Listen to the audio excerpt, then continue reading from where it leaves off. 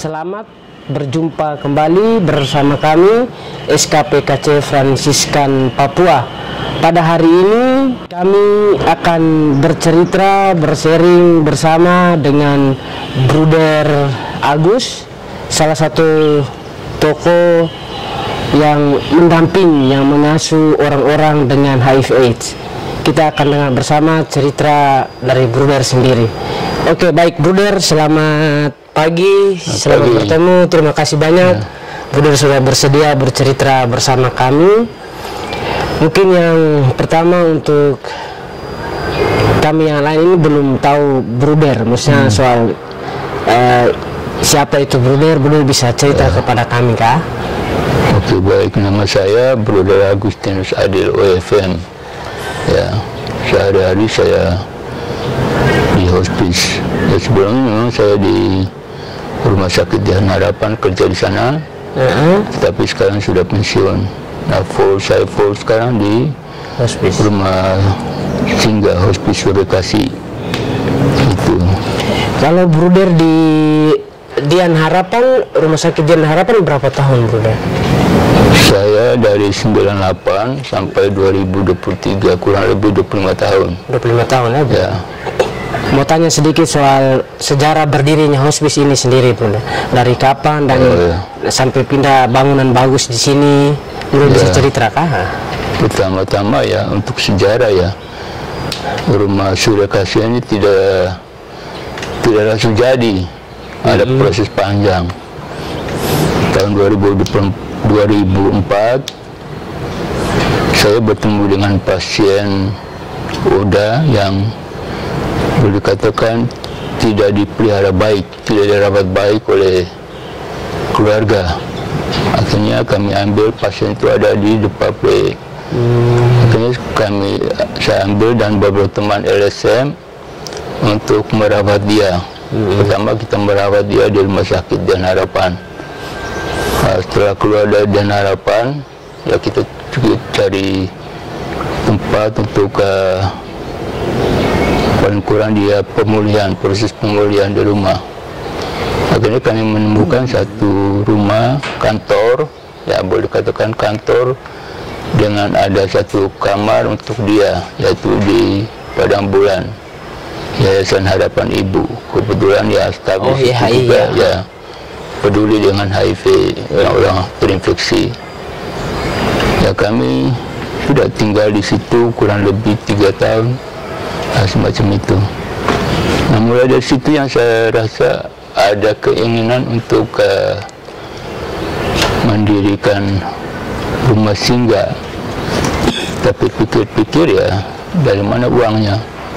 Itu dari 2004 sampai 2007 itu masih ya istilahnya kunjungan rumah. Kunjungan rumah ke pasien, belum ada rencana untuk itu. Tapi kami ya kunjungan rumah bersama teman-teman, bersama ibu-ibu BK, wanita Katolik, kita kunjung dari rumah ke rumah. Ada pasien di Sentani atau Jayapura, kunjung ke sana. Ya sebatas itu, sebatas kunjung dan memberi obat. Ya dari bulan ke bulan ya pasien semakin bertambah. Jelas juga fokus kami tidak hanya kota Jayapura, tetapi juga ada pasien yang dari pedalaman. Ya, kebanyakan dari Wamena, dari Baropen, Biak, Timika juga pernah. Itu ya semakin hari semakin bertambah. Akhirnya punya ide untuk mendirikan ini, tapi saya diskusi dulu dengan pimpinan Fransiskan. Bagaimana ini ada kasus-kasus HIV di Papua ini semakin bertambah, ya semakin banyak yang meninggal, dan belum pada waktu itu memang belum ada obat. Ya awal-awal memang ya minim sekali obat untuk Papua itu tidak seperti sekarang ini. Dulu ya pasien banyak, tapi untuk mendapat ARV hanya 1-2 orang. Ya itu didaftarkan kah? Iya. Waktu kita penemuan kasus itu ya makin bertambah itu daftar. Daftar tunggunya tidak seperti sekarang, begitu ada kasus HIV bisa langsung dengan ARV. Dulu itu tidak, prosesnya panjang. Ya, lama-lama banyak yang meninggal. Itu. Nah, pimpinan OFM juga menyambut baik untuk membangun rumah. Itu kira-kira sejarah awalnya.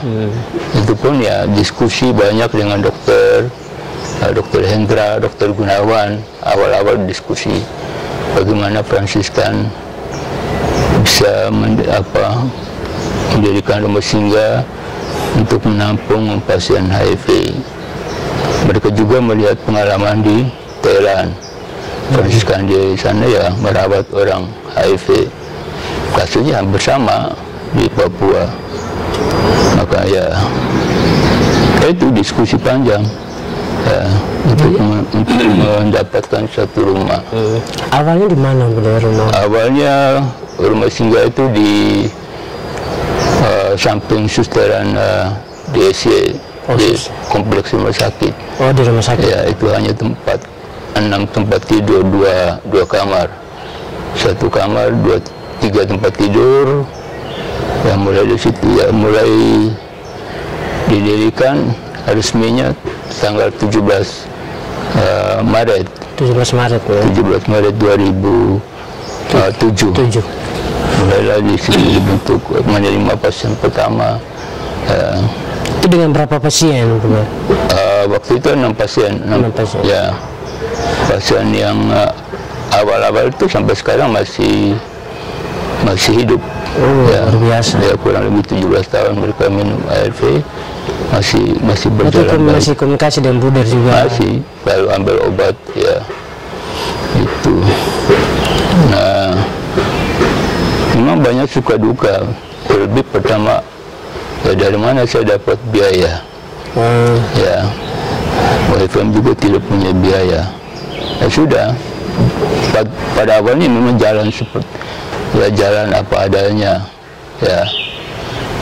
Tapi dalam perjalanan waktu, rumah di bawah saya tidak menampung lagi. Dari hari ke hari, dari bulan ke bulan itu pasien semakin bertambah. Akhirnya 2009 bangunlah rumah Surya Kasih. Ya, yang sekarang ya? Yang sekarang. Kalau dulu bukan rumah Surya Kasih, tapi rumah kasih sayang. Oh, rumah kasih sayang. Ya, hanya balik saja, sebenarnya visinya sama saja. Ya, itu pada zamannya Pater Ferdinand, itu rumah kasih sayang. Ya. Karena seperti saya bilang tadi, dalam perjalanan waktu pasien semakin bertambah, makanya dibangunlah itu. Nah, rumah ini juga ya kebetulan ada sponsor dari Fransiskan Australia, ada satu ibu yang peduli HIV ya dari PNJ, sehingga membantu membangun rumah ini dengan kapasitas 12 tempat tidur. Ya, memang dari 2009 waktu di sini itu pasien banyak, ya full 12 pasien. Ya, bahkan ya belum sembuh betul kita suruh pulang karena ada pasien yang ingin masuk, yang lain masuk. Jadi dalam hal itu berarti Buder mereka mengutamakan yang istilahnya sudah gawat darurat kah, begitu kah atau tidak sih, semuanya apa kita terima, tergantung. Kebanyakan pasien di sini kan dari pedalaman. Oh, dari pedalaman. Yang di sini tidak punya keluarga. Ya, datang berobat, ya kena HIV, sudah. Karena tidak ada tempat untuk penampung mereka, ya sudah. Untuk sementara di sini, kalau sudah bisa jalan, sudah minum obat, bisa kembali ke pedalaman.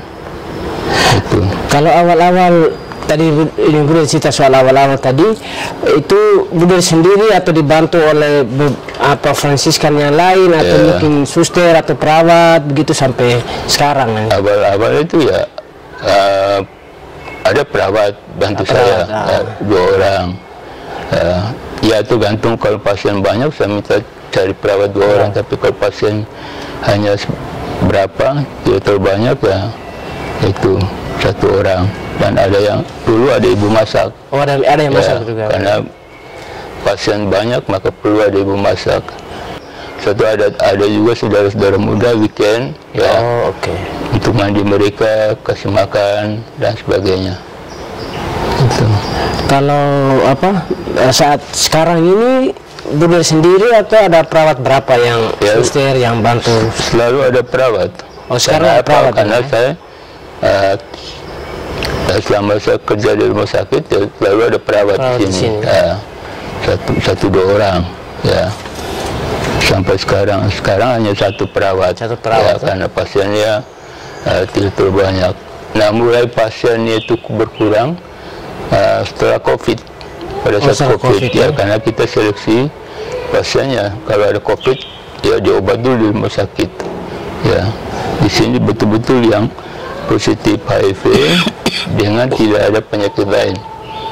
Terlebih COVID, kalau TBC ya sudah memang dirawat di sini. TBC, HIV, ya. Tapi COVID tidak. Berarti sekarang berapa ini yang udah sini yang sekarang yang ada di sini ya jumlah yang dengan sehat, karena ada yang kuliah, ada yang sekolah, itu 8 orang. 8 orang. Yang 6 orang yang masih dalam tahap pemulihan. Yang ada orang ya sudah sedang kuliah.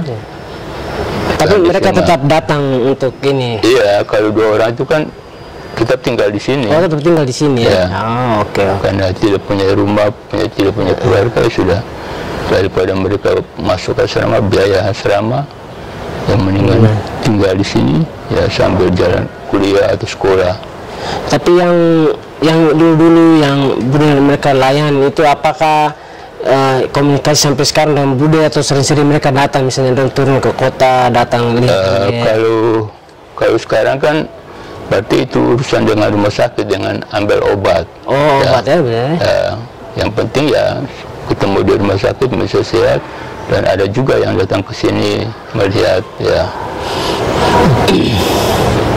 Kalau pengalaman apa Bude sendiri ke dorang, maksudnya pasti ada yang mungkin Bude kesal, mungkin marah kah begitu, ada kah tidak? Kadang karena pasien di sini kan bukan hanya soal penyakit, soal psikologis, oke. Apalagi banyak masalah-masalah. Terlebih kalau umpamanya kita sudah kasih obat, kasih makan, tidak mau makan. Padahal mereka kan harus makan, ya. Kunci utama adalah makan, harus gizi, harus bisa makan. Kalau tidak bisa makan kan bagaimana mereka mau sehat? Ya kita paksa di situ supaya itu mereka boleh makan. Istilahnya adalah disiplin dari mereka. Kalau mereka tidak disiplin kan bagaimana mau sehat? Ya, kalau tidak disiplin kan ya kita tegur mereka supaya pola hidup disiplin itu harus mulai ditanamkan di sini. Ya, itu apalagi pasien ya kebanyakan dari pedalaman, ya boleh dikatakan kurang hidup disiplin, kurang hidup teratur, ya asal makan, asal hidup. Tetapi hidup yang disiplin itu kan perlu dari mereka, ya. Itu sih yang yang kita ada juga supaya bukan untuk kebaikan saya, tetapi kebaikan mereka. Dan juga untuk toh yang lain. Ya, itu. Kalau ini benar apa soal yang tadi misalnya yang sembuh atau bagaimana Bude dalam ini pendampingan selama ini soal peranan keluarga dari si Oda itu sendiri, apakah bagaimana mungkin dengar stigma atau apa dari masyarakat ke dorang, mungkin mereka cerita ke Bruder. Kalau sekarang sih tidak ada stigma ya, artinya mereka keluarga karena perawatan mereka ini kan 24 jam. Nah kalau di rumah kan, kalau mereka tinggal di rumah, siapa yang rawat mereka 24 jam? Ya mau tidak mau ya sudah satu-satunya cara di sini.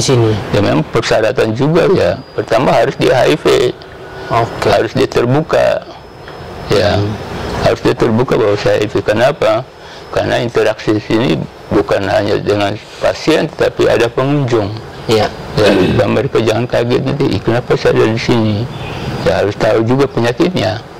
Dia sendiri harus tahu penyakit, statusnya, supaya kalau orang datang kunjung atau bawa sumbangan, dia tidak merasa merasa malu, ya, merasa minder. Ya, prinsipnya dia menerima diri. Ya. Dan keluarga juga harus tahu dia penyakit. Ya, kalau dia keluarga tidak tahu, ya bagaimana nanti? Kenapa anak saya ada di sini? Ya, itu pertama-tama dari keluarga harus tahu. Dan kebanyakan keluarga itu yang mencari rumah singgah sebenarnya. Ya, begitu keluar dari rumah sakit, dokter anjurkan pulang. Tapi masalahnya kalau pulang kemana? Ya, dan perlu perawatan juga. Benar. Harus keluarga yang ada standby, benar ya? Ya. Kalau umpamanya ya ada sih yang datang kunjung, ada juga yang sudah. Yang penting sampai di situ. Kalau sudah ada masalah baru kita telepon untuk itu datang lihat. Ya. Itu. Tetapi lebih kebanyakan ya sudah tinggal di sini. Paling 1-2 keluarga yang datang kunjung. Itu yang selama ini tapi selalu ada, bukan berarti mereka ada di sini bukan berarti kalau istilah karantina itu kan terlalu kasar tuh. Ya, benar. Paling kurang ya perawatan saja. Ya. Bukan karantina itu kan ya terlalu kasar. Benar. Tapi di sini untuk perawatan. Perawatan berbasis rumah. Berbasis rumahnya apa ya, tidak diinfus, ya hanya pengobatan, mengawasi minum obat. Kalau umpamanya mereka tidak bisa mandi, ya dimandiin. Ya, bahkan ada sampai 5 tahun di sini, ya mau apa lagi ya, itu sampai meninggal. Ya. Berarti ini kalau yang dari awal sampai dari 2007 tadi sampai sekarang, atau mungkin dari 5 tahunan belakangan ini, yang mereka yang udah di sini ini usianya usia produktif kah, ya, tua kah, atau lebih banyak yang dominan yang mana? 40, 15 sampai sampai 49. 49. Ya. Itu yang usia produktif. Dan itu dari berbagai wilayah ya? Ya, dari Bamena, dari Waropen, ya, dari Biak, itu. Terus dari Biak kirim ke sini, dari Waropen kirim ke sini, dari Bamena.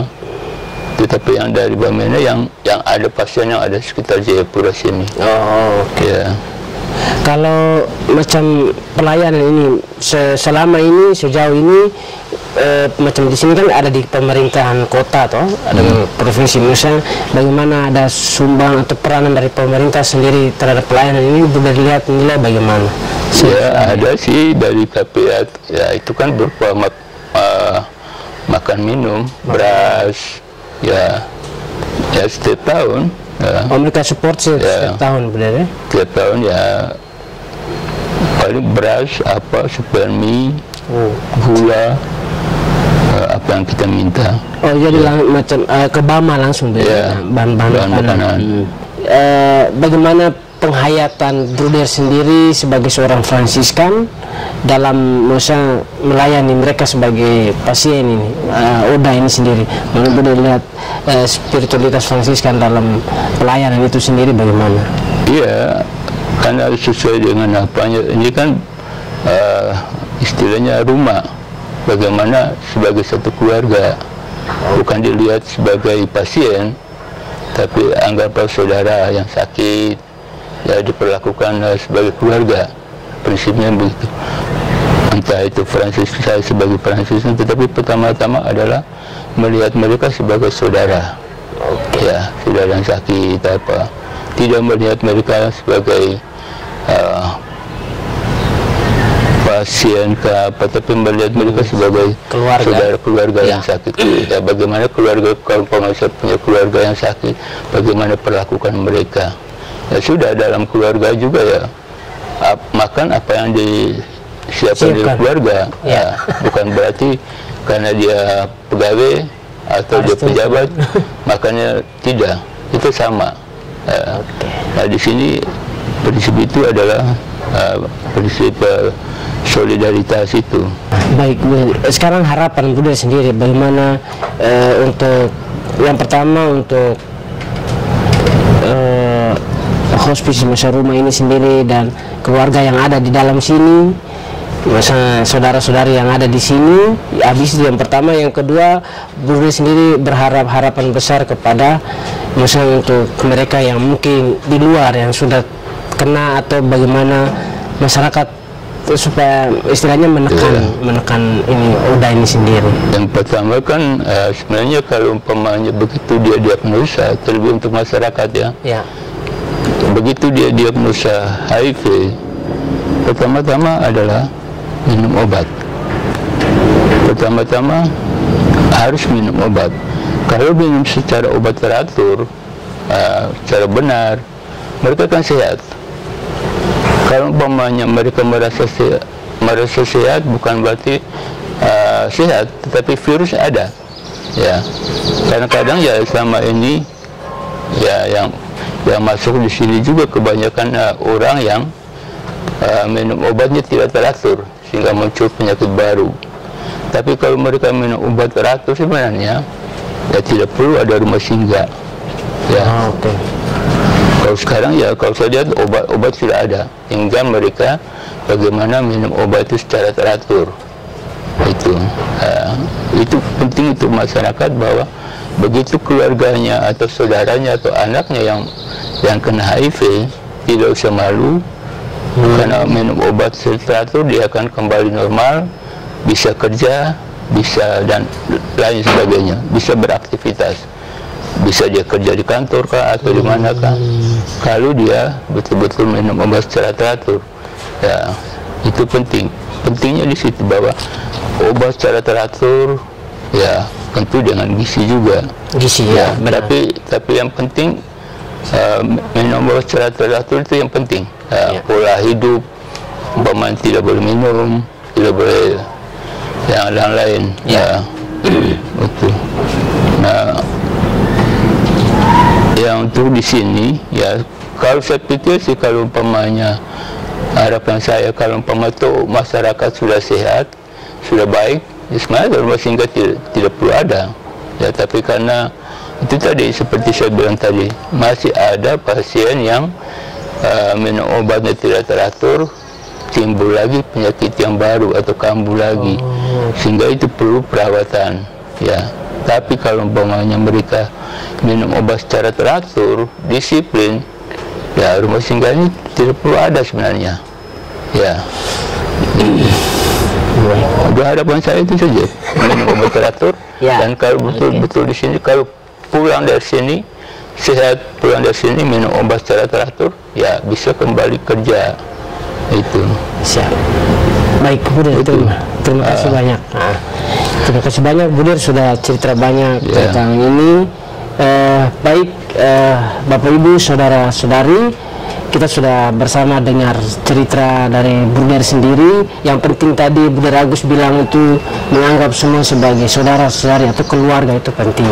Melayani mereka dengan sungguh-sungguh orang sakit. Bude dengan beberapa perawat atau suster yang ada di sini melihat, memandang mereka yang ada di sini itu sebagai sebuah keluarga. Jadi akhirnya melayani mereka dengan tulus. Kalau Bapak Ibu yang ingin datang berkunjung dengar cerita langsung dengan Bude, silakan. Ini rumah terbuka, rumah hospice ini ada di belakang Rumah Sakit Dian Harapan. Ya, di Kota Jayapura. Bude masih ada mau pesan sesuatu untuk yang pertama itu, kalau umpamanya ada keluarga yang sakit, ya bahwa kami akan terbuka di sini, terbuka untuk merawat. Ya, yang penting persyaratannya pasti ada. Yang pertama punya BPJS, itu saja. Karena kalau dia nanti perawatan dari rumah sakit, berarti harus dirawat di rumah sakit, perlu ada BPJS.